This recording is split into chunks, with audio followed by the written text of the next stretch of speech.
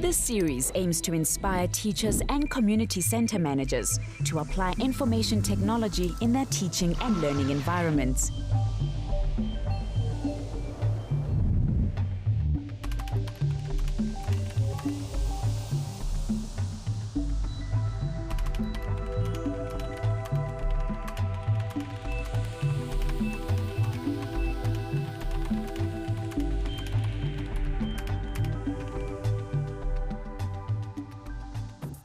Welcome to Funani Street, Newtown, Johannesburg, where an extraordinary community center is situated in the middle of the city.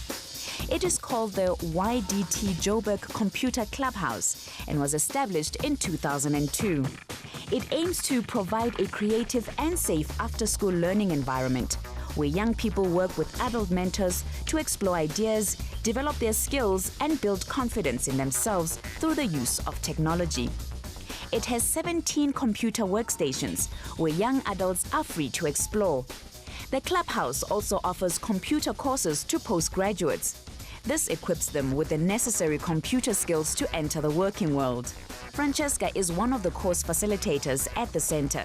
She is currently running a course teaching graduates to use a spreadsheet program. In this instance, they're using Microsoft Excel.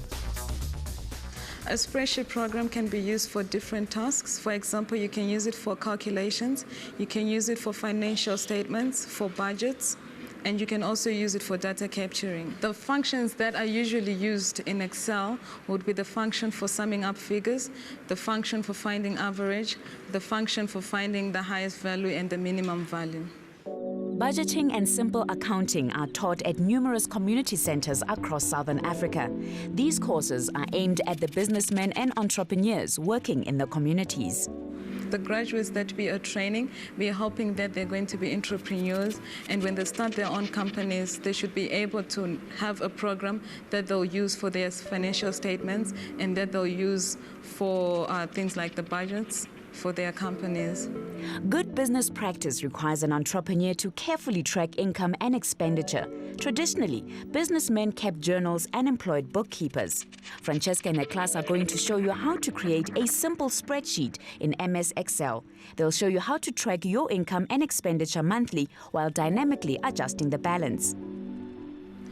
It is very easy to track income and expenditures on Excel because, one, you're guided by the columns and the rows, so you're able to line your work properly and you're able to add the right things and you're able to subtract the right things.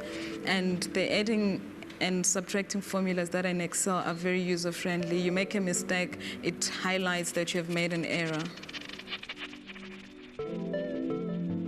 Let's find out more about how Francesca and her learners use Excel to build a spreadsheet.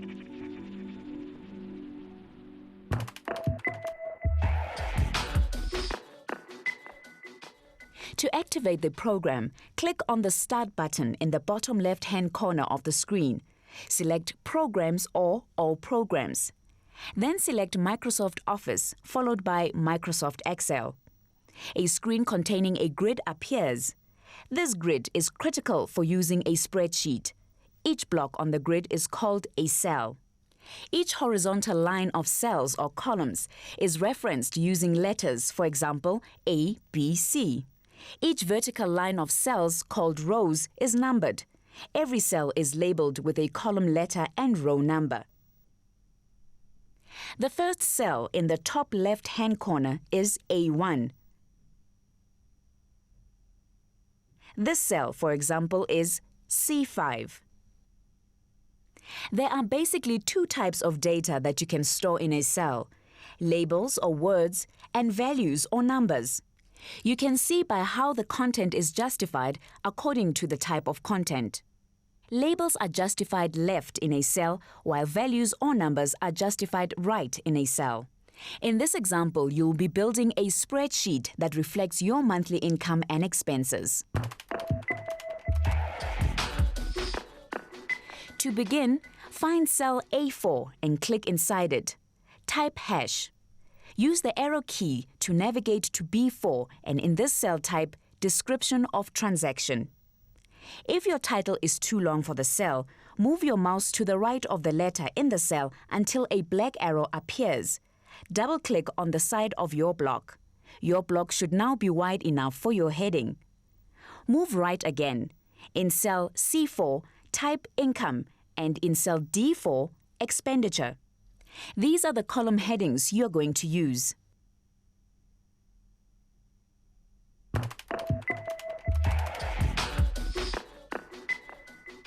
To separate your headings from the other cells, select all four by clicking and dragging across the cells. Place the cursor over any one of them and right-click. From the menu that appears, select Format Cells and then click on the Patterns tab in the Format Cells window that appears. Select a color and then click on OK. Your headings should now be distinguished by a colorful stripe.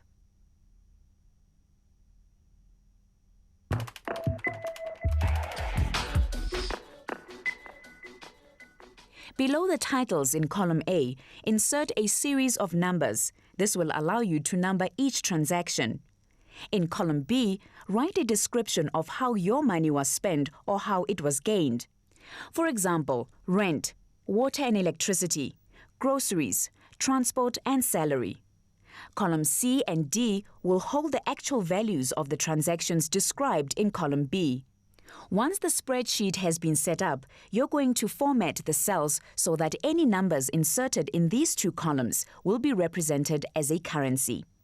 Select the first cell directly under the title Income and then click and drag so that you select the cell directly to the right in column D, as well as at least 10 cells directly below them. Once this large block has been selected, make sure that your cursor is directly over it and right-click. Again, choose Format Cells. Now select the Number tab in the Format Cells window. You will see that General has been selected. This means that Excel treats the contents as general numbers. For your purpose, in this block you want to select Currency. Check that 2 decimals are selected and also choose a currency sign or symbol appropriate to your region. For example, rands. Then click OK. Now type in the numbers or values in column C or D. For example, if rent costs you 1,000 Rand a month, then type this in D, the expenditure column. Your salary should go in C, the income column. If you have done this correctly, then the numbers should be represented as money.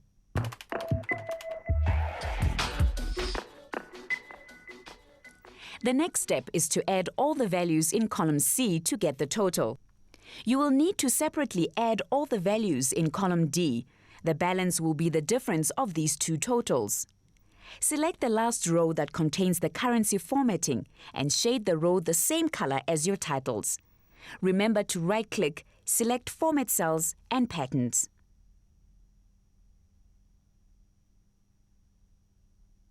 In the new colored row in column B, type the word Totals. Justify this word to the right just as you would in MS Word. Find the right Justify icon in the menu bar above. Now select the cells in column C and D directly under the title row and select all the other cells below them, including the cells in the colored total row at the bottom. Look for this icon in the toolbars at the top. It's called AutoSum. With all the cells still selected, click the AutoSum icon and the totals will appear in the total row.